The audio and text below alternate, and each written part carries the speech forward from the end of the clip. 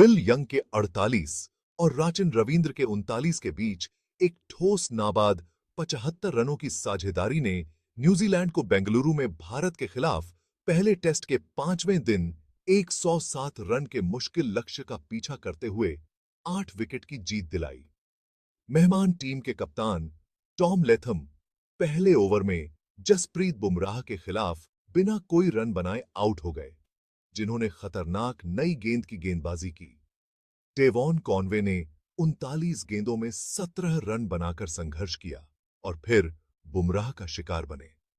हालांकि 107 का लक्ष्य मुश्किल पिच के बावजूद काफी छोटा लग रहा था, लेकिन बुमराह की गेंदबाजी ने भारत को आशा की एक किरण दिखाई।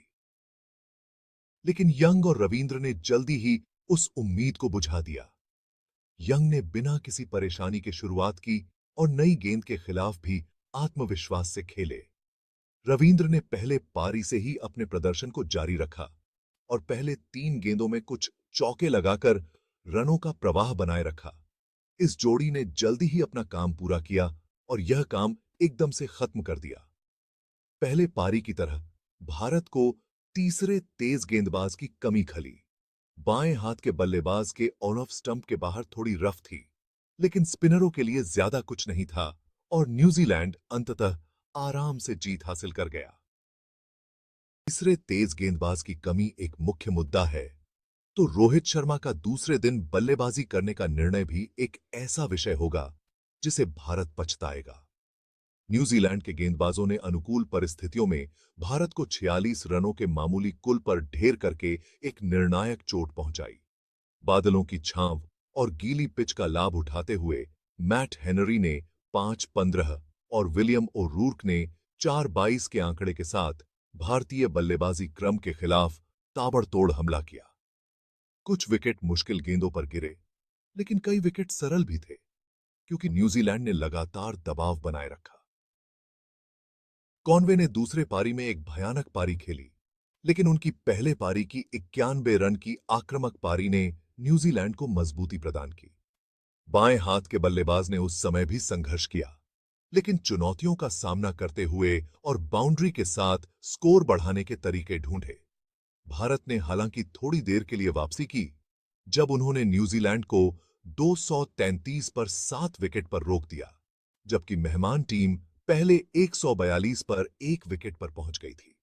मेजबान टीम पहले पारी की कमी को सीमित करने की उम्मीद कर रही थी, लेकिन रविंद्र ने 134 रन बनाकर अपनी दूसरी टेस्ट सेंचुरी बनाकर भारतीय गेंदबाजों को निराश कर दिया। बाएं हाथ का बल्लेबाज गति और स्पिन दोनों को आत्मविश्वास से खेला और धीमी गेंदबाजों के खिलाफ प्रभावशाली तरीके दिखाए। रविंद्र का आक्रमण टीम साउथी 65 के साथ मिलकर 137 रनों की साझेदारी की, जिसने मैच का रुख बदल दिया। भारत की मजबूत वापसी की वास्तविक संभावनाएं इस साझेदारी द्वारा नष्ट हो गईं। टेस्ट मैच में कई प्रमुख घटनाक्रमों के बीच यह खेल का चरण न्यूजीलैंड की जीत के लिए भी महत्वपूर्ण था। रविचंद्रन अश्विन ने कॉनवे को छोड़कर अन्य गेंदबाजी में निराशाजनक प्रदर्शन किया, जबकि जडेजा और कुलदीप केवल कुछ समय के लिए प्रभावी रहे। न्यूजीलैंड ने पहले पारी में 356 रनों की विशाल बढ़त बनाई। यह वह आंकड़ा है जो विपक्षी को लौटने के लिए एक बिंदु पर पहुंचा देता है। हालांकि भारत ने बिना लड़े हार नहीं मानी, क्योंकि उन्होंने दूसरे पारी में सरफराज खान 150 के शानदार शतक और ऋषभ पंत 99 और विराट कोहली 70 के मजबूत योगदान के साथ एक मजबूत प्रयास किया। रोहित 52 ने आक्रामक 50 से शुरुआत की और भारत के शीर्ष 5 बल्लेबाजों ने अच्छी तरह से खेला और उच्च इरादे के साथ बल्लेबाजी की। कोहली और सरफराज ने तीसरे विकेट के लिए 136 रन जोड़े, जिससे भारत सही रास्ते पर था, लेकिन सरफराज और पंत के बीच 177 रनों की साझेदारी ने मेजबान टीम को चमत्कारी जीत की उम्मीदों की ओर बढ़ाया। यह मेजबान टीम के लिए लाभकारी रहा कि उनकी तेज रनों की गति, जो लगभग 5 रनों प्रति ओवर थी, ने खेल को काफी आगे बढ़ा दिया। 408 पर 52 रनों की बढ़त के साथ रोहित की टीम ने अच्छी स्थिति में आ गई, लेकिन तभी न्यूजीलैंड को दूसरे नए गेंद के रूप में एक जीवन रेखा मिली और जैसे दूसरे दिन की सुबह में उनके तेज गेंदबाजों ने फिर से एक महत्वपूर्ण खेल में वापसी की। साउथी ने साझेदारी को तोड़ते हुए सरफराज को आउट किया, लेकिन ओरूर्क 3/82 और हेनरी 3/102 ने फिर से मध्य और निचले क्रम को ध्वस्त करते हुए भारत की पारी को तेजी से समाप्त किया। भारत के अंतिम 7 विकेट केवल 54 रन पर गिरे, जिससे उन्हें ऐतिहासिक जीत का एक सुनहरा मौका छोड़ना पड़ा। न्यूजीलैंड के तेज गेंदबाजों ने गति आंदोलन और परिवर्तनशील उछाल हासिल किया, जिस पर भारत के मध्य और निचले क्रम के बल्लेबाजों का कोई उत्तर नहीं था। जडेजा ने टेस्ट में खराब प्रदर्शन किया, जबकि केएल राहुल की असंगतता जारी रही 107 रनों के लक्ष्य के साथ। यह इस बात पर निर्भर था कि न्यूजीलैंड अपने संयम को बनाए रख सके या नहीं, और उन्होंने किया।